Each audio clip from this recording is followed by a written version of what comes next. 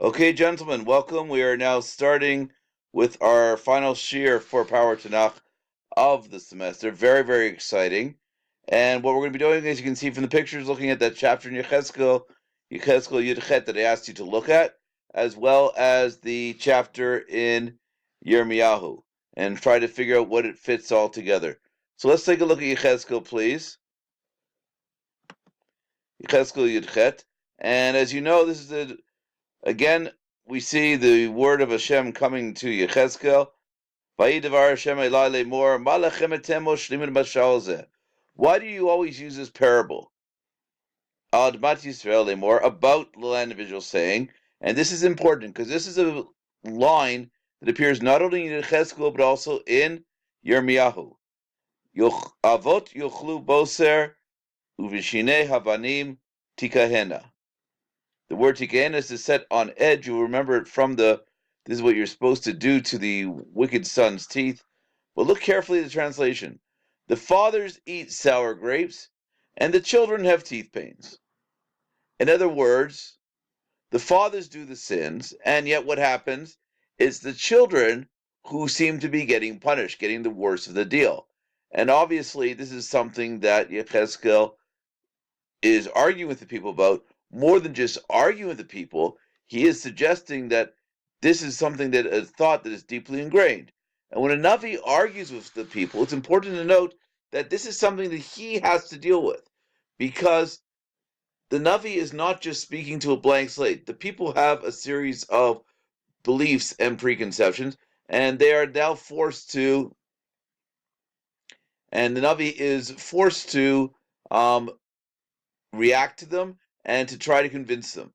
Now, what is this belief? Avot yochlu voser v'shinei havanim tikena. What does this mean? It means very simply that people are complaining that our fathers do everything wrong, and we're the ones getting punished. And if you think carefully, isn't this exactly the whole problem we've been seeing with Sefer Melachim again and again and again?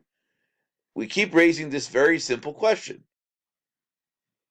Every time in Melachim a melech does wrong, the punishment comes, and what happens? The Navi says, "You're good because of the things you've done wrong. Punishment will befall your children." We saw this with Shlomo; it's Rechavim who gets punished. We saw this with Achav; it's Achav who gets Achav's children who gets punished. We saw this with Yehu; you can rule for 40 generations, but after 40 generations, the dynasty falls. Again and again and again, HaKadosh Baruch Hu comes to the king who has sinned, and because of the sins of the previous king, the later generations, but not that generation, is punished. And all that does is reinforce his belief. And we saw it, of course, in its worst form. That's just that. Yoshiyahu, the best king of Israel, can't stave off, or maybe he can stave off, but he can't prevent the destruction of the Beit HaMikdash and the exile of the people because of the sins of his grandfather, no matter what he does. So, what is this about? This belief that Avot Yochlu Voser V'Shnei Abanim Tichena, that Yechezkel says, you, Bnei Israel, don't have the right attitude. It seems to me they are reading the Tanakh very clearly. They're looking at history and saying, the bad kings get rewarded, and only later do the good kings get punished. Let me tell you a little story about my family.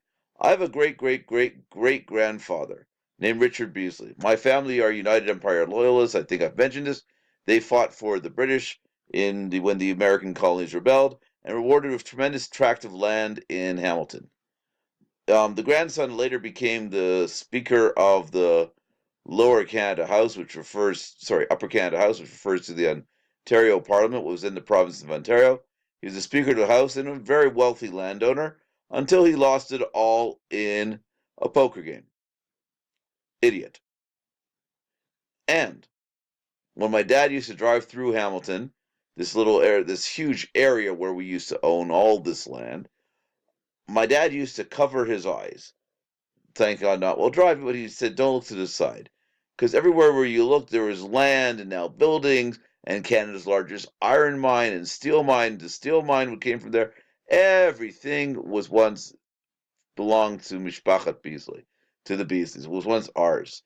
could have been the son of a billionaire, multi-billionaire. It didn't work out that way. So on one aspect, who is to blame for my poor financial decisions? My great grandfather, Richard Beasley, the idiot. By the way, Wikipedia will confirm the story if you want to look it up, except they much kinder call it speculative land investments. Speculation, I think, was bluffing on a 2 and a 4. I don't know. Anyways, on the other hand, the bank manager can hear my story and say, listen, you have this, you owe some money. And I say, it's all my great grandfather's fault. He'll look and say, I'm not interested in what your great grandfather did. I'm interested in, well, look at this check you wrote, how much have you spent, etc. So there's this balance that we always have between the actions of our ancestors do affect us, and yet on the other hand, we do have the challenge of maintaining personal responsibility. Now look carefully at what Yechezkel says here. Chai ani ne'um Hashem Elokim, im yelachem od moshal hamashal hazeb Yisrael. I promise you, and Chai Hashem is a term of an oath. It's a way of saying, Hashem, you will no longer use this. Hein koneshvot li kena, ki nefesh al knesh beni li hena, nefesh chotet hi tamut. Vishkiet tzadik voseh tzedek mishpat. And he goes on and on and on about all the avera that they've done. Listen, look, and there's a lot of avera that Bnei Yisrael are guilty of, and this is part of what Yechezkel's job is. We'll talk about it in the next semester. But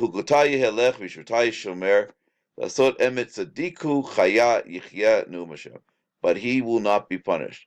What Hashem is saying is, from now on, you will not. I will not delay punishment. Why did he do it? As we talked about it, Hashem has been so merciful to Bnei Israel, and also there's a larger sense of, well, if one Jew sins, it affects everybody, and that apparently extended even into future generations. However, and this is the key for us, however, if, says Hashem, I'm changing the rules of the game, I accept the complaint that you've made, no longer will people say the fathers eat the sour grapes and we're the one with the pains and the sufferings that come about it. I'm going to, from now on, punish those who are guilty within that generation, and I will not push off punishments or rewards for future generations. And this is reinforced by Yirmiyah Lamed Aleph. If you saw the end of Yirmiyah, we talked about it briefly. Okay, this is, of course, Yirmiyah, the famous this chapter, which is the famous Haftarah, the second day of Rosh Hashanah, the beautiful discussion of the return of Bnei Israel. Verse 26, Hinei na yamim ba'im neum Hashem, v'zararti et Beit Yisrael v'Beit Yehuda, zera adam v'zer I will sow the house of Israel and the house of Yehuda with seed of man and seed of beast. Kasher shakadati aleim lintosh lintos laros lavid, dera kakash god aleim livnot v'lintonu Hashem. Just as I was so careful to break them down, uproot them, demolish and destroy, to afflict, so I will be careful to watch over them, to build and plant, says Hashem. And this is, he's requoting what he said in his first nevuah back in chapter 1. You can go look at it. Ki im ish bavono yamut kol ha'adam ha'ochel ha'bosar tikena shinav. From now on, I promise you that what? That the punishments will be kept within the generation. No longer I punish you as part of a larger corporate Israel, a large Knesset Israel, where even sins of grandfathers can affect sins of grandchildren. Everything will happen within the generation. And not only does he promise this, but look what he calls it. Hidei yamim ba'im num Hashem. These days are coming, karati et Beit Yisrael, Beit Yehuda, Brit Chadashah. This is the new covenant that the Navi is talking about. It's not the new covenant that the religion down the road likes to boast. But this is what the new covenant is. That what's going to happen is I'm going to change the rules of engagement. I'm going to punishment and reward will be that much more immediate, that much more quick to happen, and you won't be able to misunderstand what's happening. By the way, the proof that this doesn't refer to any other thing, and because as soon as this new covenant occurs, verse 33, nobody,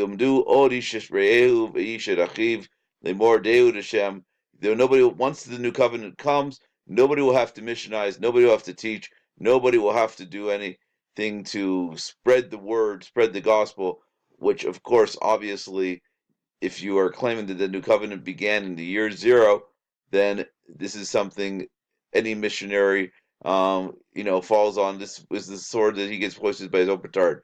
There is a new covenant, then why are you still talking about it? This is the importance of Yechezkel and Yirmiyahu for our discussions now. We've been talking about how this affects. Um, we've been talking about how this affects our understandings of Malachim. Divrei Yamim has one approach, which is to say, really, there is always punishment in that generation. There's always reward. God doesn't miss a beat. Malachim leaves a much more complicated picture, and we'll leave it with that. We're going to continue. We're going to end Malachim, but before we do, we're going to look at Yirmiyahu and Yechezkel and some of the other Nevi'im and death when we come back. Chag Kasher V'Smeach. Have a wonderful Pesach. All the best.